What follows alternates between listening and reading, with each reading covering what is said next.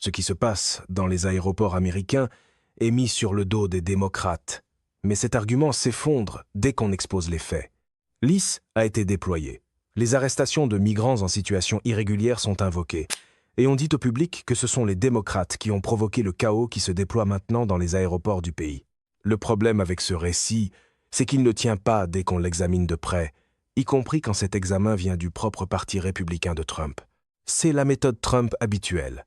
Allumer l'incendie, montrer la fumée du doigt, puis exiger des applaudissements pour avoir remarqué que le bâtiment brûle.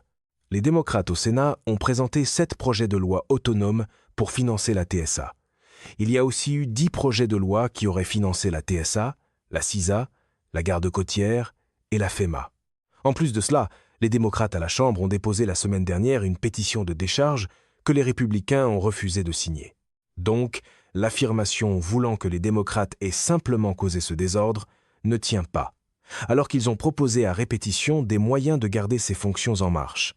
À un moment donné, présenter chaque sortie disponible comme un piège démocrate cesse de ressembler à une stratégie et commence à ressembler à un communiqué rédigé pendant une panne de courant. La preuve la plus claire est venue de l'intérieur même du caucus républicain. Un plan en 2 étapes a été élaboré pour sortir de la paralysie. La première étape était simple: accepter l'offre démocrate de rouvrir tout ce qui relève du Department of Homeland Security, le DHS, sauf l'IC. La deuxième étape consistait à financer l'ICE par réconciliation, ce qui n'aurait exigé aucun vote démocrate et aurait permis aux républicains de faire ce qu'ils voulaient avec l'ICE, de leur côté. Cela aurait permis au DHS de sortir de la paralysie et à la TSA de reprendre ses activités. Cette proposition a été transmise jusqu'au président Trump et il l'a rejetée. L'offre était tellement taillée sur mesure pour les exigences républicaines que la rejeter ressemblait moins à une négociation qu'à une dévotion au drame permanent. Cela compte, parce que les aéroports du pays font maintenant face à d'énormes pénuries de personnel à la TSA, ce qui entraîne des files de sécurité de plusieurs heures et de fortes perturbations.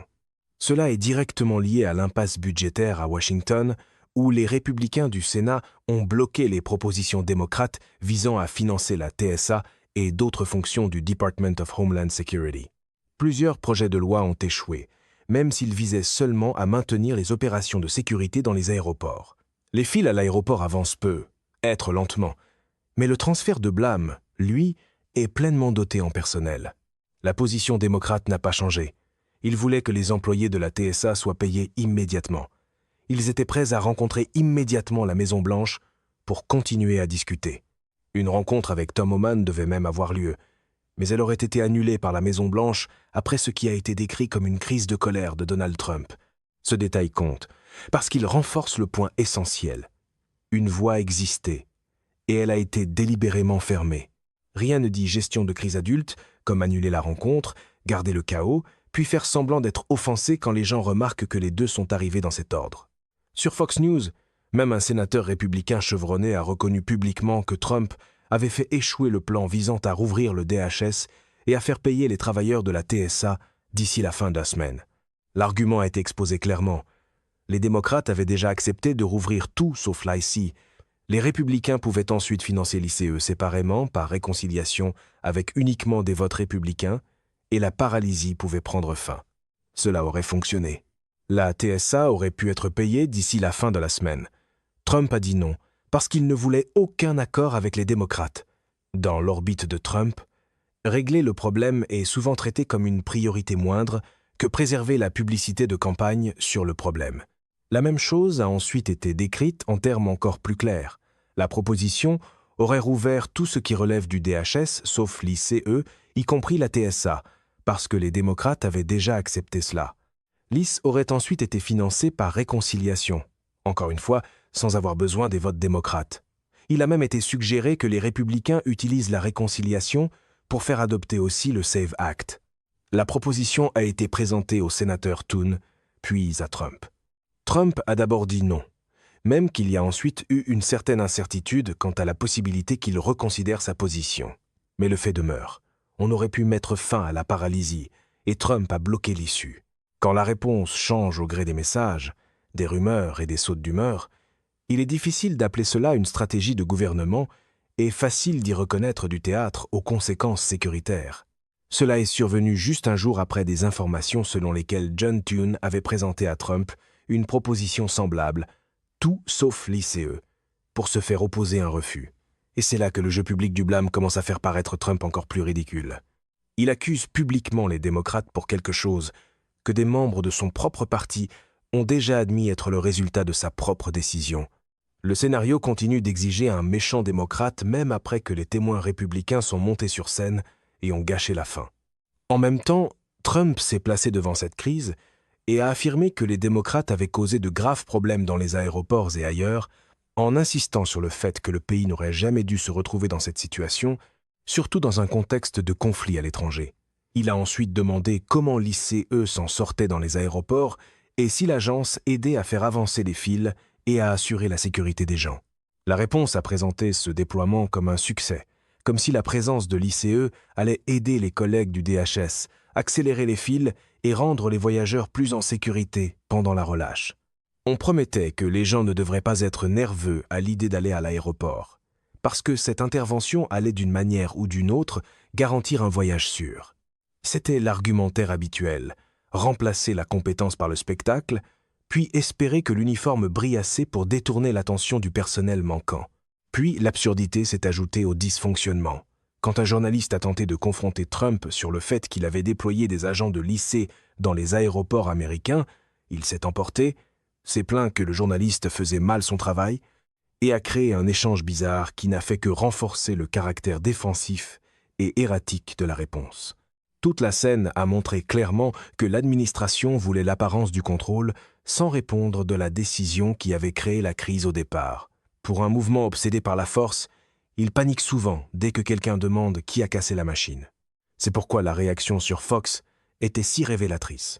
Au moment où l'on rappelait que Trump lui-même avait fait exploser l'accord, la discussion a exposé à quel point la défense républicaine était devenue fragile.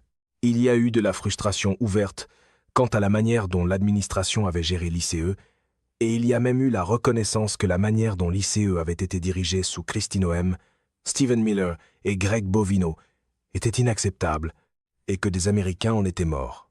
L'argument a ensuite glissé vers la question de savoir pourquoi les démocrates ne déclareraient pas simplement victoire pour passer à autre chose maintenant que ces gens-là étaient partis, au lieu de laisser les agents de la TSA et le public voyageur souffrir. Même là, le réflexe n'était pas d'affronter les dégâts franchement, mais de courir vers le prochain élément de langage, comme si la réalité n'était qu'un autre segment à traverser avant la pause publicitaire. Mais cette question ignore ce qui s'était déjà produit. Les démocrates du Sénat avaient déjà présenté 7 projets de loi autonomes pour financer la TSA, et il y avait déjà eu 10 projets de loi pour financer la TSA, la CISA, la garde côtière et la FEMA. Les démocrates avaient déjà forcé l'enjeu à la Chambre par une pétition de décharge que les républicains ont refusé de signer. John Thune était déjà allé voir Trump pour lui dire qu'un accord était possible. Ted Cruz y était, paraît-il, favorable.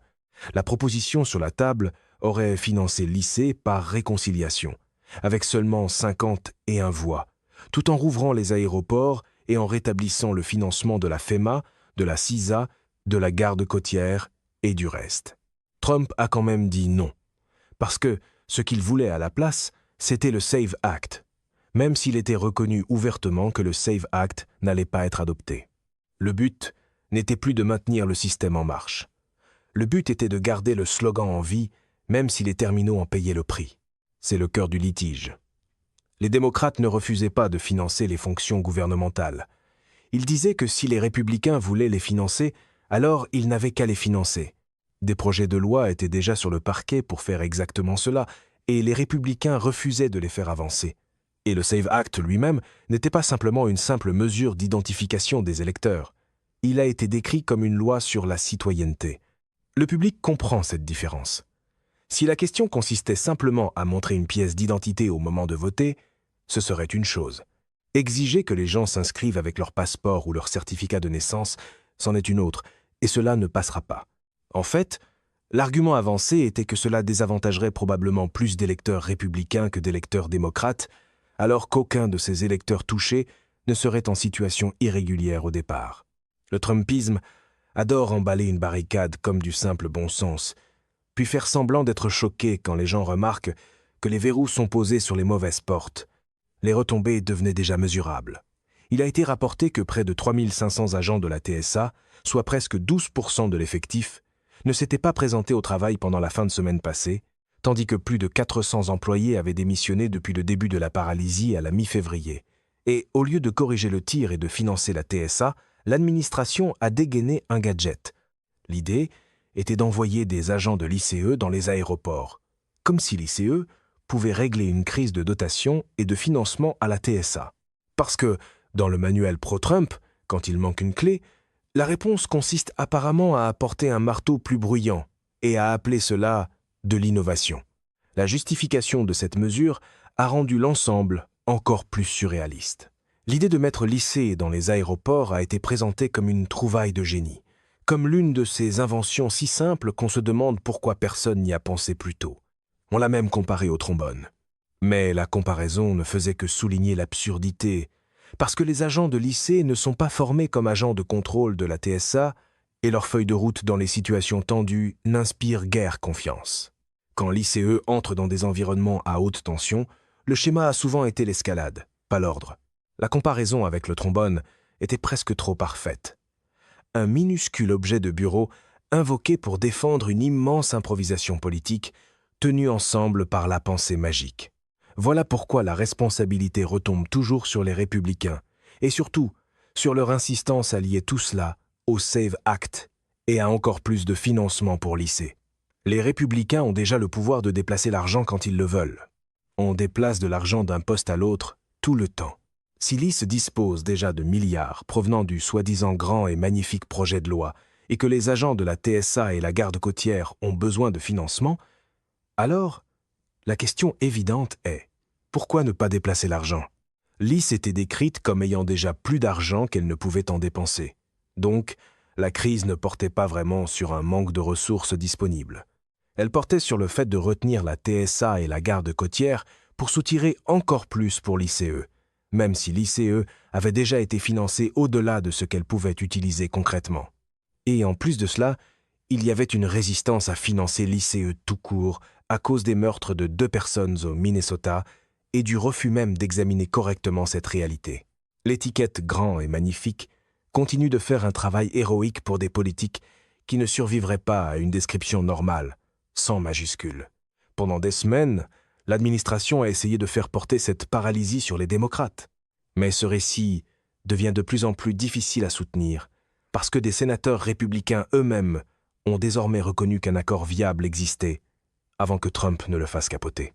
À partir de là, cela cesse d'être un élément de langage partisan pour devenir une décision documentée. Les conséquences qui se déploient maintenant dans les aéroports appartiennent à Trump parce qu'il a choisi cette issue. Une fois que votre propre camp commence à confirmer la chronologie, la salle de spin ressemble moins à un centre de commandement qu'à une boutique de souvenirs pour excuses. C'est cela qui devrait scandaliser tout le monde. La même agence qui a fait irruption dans des écoles, des églises, des hôpitaux, des tribunaux, et même dans les maisons d'Américains, est maintenant amenée dans les aéroports, sous le faux prétexte qu'elle va régler les longues files que Trump a créées au départ. L'indignation n'est pas abstraite. Il s'agit de placer une agence à laquelle beaucoup d'Américains ne font pas confiance dans un autre espace public sensible. Il s'agit d'une agence associée à la violence contre des Américains, au démantèlement de familles, à l'arrestation et à la détention d'Américains, et à des violations du droit à une procédure régulière et des droits civils. Amener cette agence dans les aéroports n'est pas une solution. C'est la plus récente expression de la même approche irresponsable qui a créé la crise. Et c'est là tout le sombre génie de la formule. Fabriquer le désordre, envoyer un symbole redouté de l'autorité, puis vendre toute la séquence comme du leadership.